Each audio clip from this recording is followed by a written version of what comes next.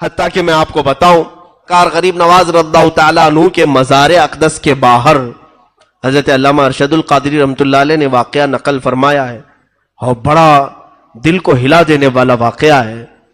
فرماتے ہیں کہ آپ کے دربار کے سامنے بھی ایک ولی تھے. اولیاء میں دو کیٹیگریاں ہیں, کچھ اولیاء جمالی ہوتے ہیں, کچھ جلالی ہوتے ہیں. کچھ کی مزاج میں شدت ہے, کچھ کی مزاج میں نرمی ہے. حضرت غریب نواز رضی اللہ تعالیٰ عنہ کے دروازے کے باہر آج بھی ایک مزار تھا. وہ ایک بہت بڑے ولی کامل تھے سلسلے چشتیہ کے. ان کی بھی قبر وہاں پر تھی. ان کی بھی قبر, ظاہر سی بات ہے ہر کوئی اپنے پیر کے آس پاس دفن ہونے کو پسند کرتا ہے. وہ ولی بھی وہیں دفن تھے. ایک زمانے میں ایک خاتون غریب نواز کی بارگاہ میں منتیں کر کر کے, دعائیں کر کر کے ایک بچہ مانگی تھی. بچے کی ولادت ہوئی. اللہ ہی دیتا ہے, دربار اولیاء سے دیتا ہے. رب تعالیٰ ان کی باتوں کو پسند فرماتا ہے.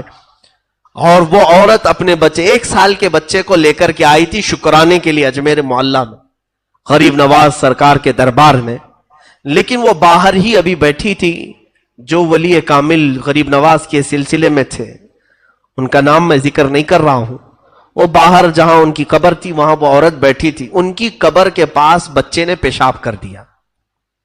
بچہ بچہ ہوتا ہے.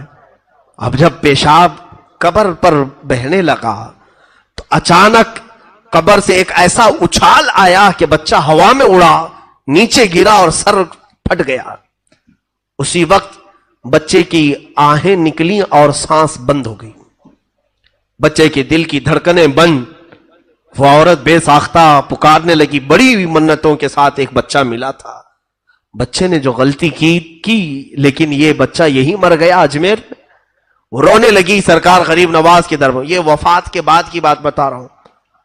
بہت رو کر کے کہنے لگی کہ جب آپ کے ہی دربار سے بھیک مانگ کر میں گئی تھی تو اللہ نے مجھے بیٹا عطا کیا, اور اگر یہ واپس ہی جانا تھا تو پھر یہ بچہ آیا کیوں جو میری آنکھوں کو اتنے دن ٹھنڈک پہنچایا. میں کیسے صبر کروں گی, کیسے برداشت کروں گی. یہ کہتے کہتے وہ تھک ہار کر کے غریب نواز سرکار کی چوکھٹ پر گر گئی. تو اس کے بعد اچانک فقیروں میں آواز آئی, بچہ حرکت کر رہا ہے, بچہ حرکت کر رہا ہے. جب آ کر کے اٹھا کر کے دیکھے تو وہ بچہ زندہ تھا. اس کی سانسیں چل رہی تھی. رونے لگا اور وہ بچے کو سینے سے لگا کر دوسری طرف پانی پلانے کے لیے گئی. ساری بھیڑ اس بچے کو دیکھنے گئی. اچانک اس ولی کی قبر پھٹ گئی جو دروازے کے باہر تھے. قبر پھٹی اور وہاں سے ایک بزرگ نکلے اور کسی کو دکھائی نہ پڑے, اوجھل ہو گئے اور قبر ویسی کی ویسی رہ گئی. اور اس کو بعد میں لوگوں نے ڈھانک دیا. موجود مشائخ اور اولیاء جو تھے ان سے لوگوں نے سوال کیا کہ کیا ماجرا, ہمیں کچھ سمجھ میں نہیں آیا. تو ان بزرگوں نے ڈرتے ڈرتے کہا بات در حقیقت بادشاہ اعظم کی ہے, سلطان اعظم کی ہے. یہ خاتون آئی تھی, یقیناً ان سے مانگا تھا غریب نواز سے. سلطان کی عطا تھی, غریب نواز کی عطا تھی جو بچہ دیا. وہ شکرانے کے لیے آئی لیکن اس کے بچے نے پیشاب کر کے ان کے دربار میں رہنے والے ایک ولی کی قبر کی بے حرمتی کر دی. تو اس ولی کو برداشت نہ ہوا. جلال میں انہوں نے قبر سے ہاتھ اٹھایا تو بچہ اچھل کر کے گرا اور مرا.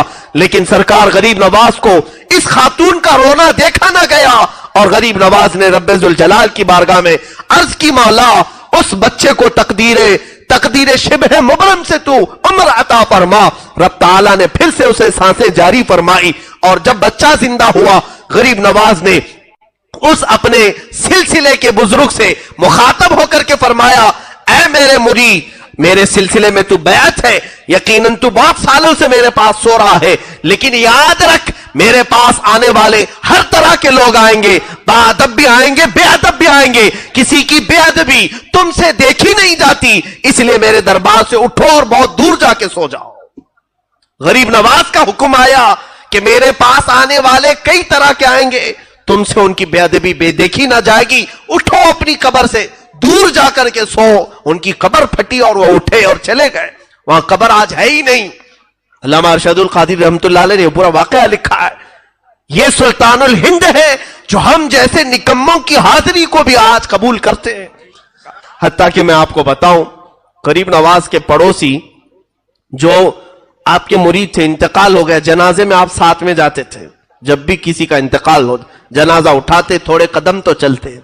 ان کا مرید تھا, انتقال کیا, دفن تک ساتھ میں گئے. حضرت خواجہ بختیار کاکی فرماتے ہیں دفن کرنے کے بعد جب لوگ پلٹے تو آپ اکیلے قبر کے پاس کھڑے رہ گئے.